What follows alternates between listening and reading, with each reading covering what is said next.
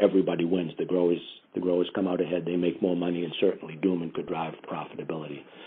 But that only touches a portion of their total market. And I think the other thing that Dooman's doing, which is good, although it's been the acquisition of some maybe marginal assets, they're looking at tertiary crops or secondary crops where people aren't that interested in, as I mentioned, traditional gardening. So they're buying other crops that they can put in the container on their patio. So they're in the lily business, and they're looking at some succulents and some different things that are trendy right now. How big they will get relative to the bedding plant business probably won't be anything close to as big as the bedding business, but they could be nice niches for them. And if the businesses were run properly with good dedicated distribution, they probably could improve the overall performance of the business. But those would be marginal improvements. Yeah.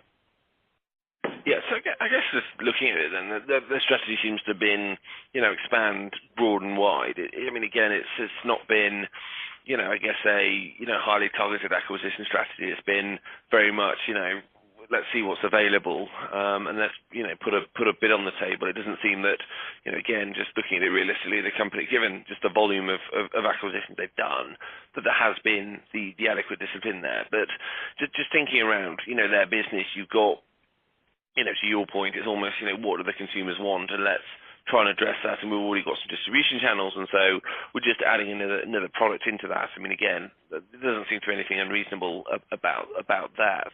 But I guess, when I think around their business and the bits you want to be in, and then, with bedding flowers, again, it just seems that, the level of execution risk in this business is massive, because not only are you, effectively, taking the risk on disease, on, production of your cuttings and all of that, it's obviously immensely seasonal in terms of the business model as well. So not only you have to be, very, very good at your production, it's during a very short window. When I just sort of think about the risks, again, if you have a bad year, your margin, when you're either loss making or very low margin, and then a good year, you're sort of getting into the high teens. It just seems to me to be overall to be a very, very just difficult business overall. If you look at the track record in the United States, companies, investment companies who have bought into the green goods business have not fared that well. And it's the kind of business where having to report to a board or to public shareholders on a quarterly basis. Farmers, nobody wants to lose money, but if they lose money for a year, they can get over it. They can live with the reality of their farmers. But people who are looking at it from a bottom line perspective don't like that uncertainty of the business. The other challenge, and if this baseball technology takes off, you're selling an input, and for the sake of this discussion, you're selling an input for 50 cents, and it gets grown out by a grower, and it gets sold to the consumer for $3.50. That means the grower sold it to the retailer for about $2.75. So you have a 50-cent input. If something goes wrong with that, where you couldn't supply it in time or it had a disease problem, the grower doesn't want his 50 cents back he gave you. He wants the $2.75 he lost in the sale. So there's a multiple of the risk. And, quite often with these large growers, they have such huge buying power that the breeder producers are forced to make concessions. And they although their specific warranties might limit their liability to the cost of the input, they're always settling those claims for more.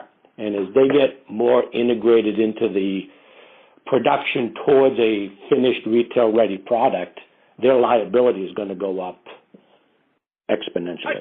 I guess as well, though, if you're selling a product, it's more, if you can, I guess we've seen this in other segments in the consumer market. If you've got a decent audit process throughout, and you can say, look, this is not my fault, it's your fault.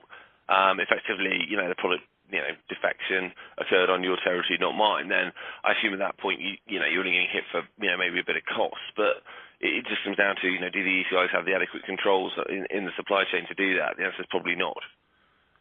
Certainly not. They don't now. I think those are things that they will have to build in and integrate into their systems and get very transparent with their customers as to how they will share the risk burden. Because, again, there are models of that now where a lot